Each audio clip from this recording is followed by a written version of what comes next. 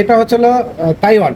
এই তাইওয়ানের লাইটগুলো আপনার আলো সুন্দর এবং সামনের গাড়িটার কোনো আলোটা ডিসপ্লেস হয়ে কোনো সমস্যা হয় না, সে ক্লিয়ার দেখতে পারে। আর আমরা এলইডি যারা ব্যবহার করি, এলইডি লাইটটা হচ্ছে হলো আমরা আমাদের পরিষ্কারের জন্য লাগাই। সেক্ষেত্রে এলইডি লাইট আমরা জ্বালাইছি থেকে আমরা হাই দিয়ে গাড়ি টানতে থাকবো 100 আরেকজনে দেখবে না, সে রোডের বাইরে পড়ে যাবে, এরকম আমরা এটা আশা করি না। রোডে আমাদের কিছু মতন এই ড্রাইভার থাকে, তারা উচ্ছৃঙ্খল গাড়ি চালায়। হেডলাইট যখন রাতে দিতে হয় জ্বালানোর পরে হেডলাইটটা সে হাইলো টাইম মতন সে করে না, সিঙ্গেল বাতিগুলো টাইম মতন সে জ্বালায় না।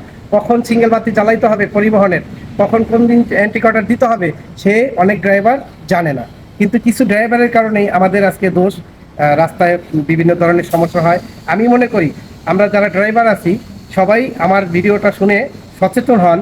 আমি বলি যে আমাদের সব ড্রাইভার ভাই এলইডি লাইট চালাবেন, ঠিক আছে, কিন্তু হাই লো এটা অবশ্যই খেয়াল করবেন। আর আমি দীর্ঘ 27 বছর যাবৎ গাড়ি চালাই, ছোট গাড়ি থেকে শুরু করে আমি পরিবহনে আছি 11 বছর, গোল্ডেন লাইনে আছি 10 বছর।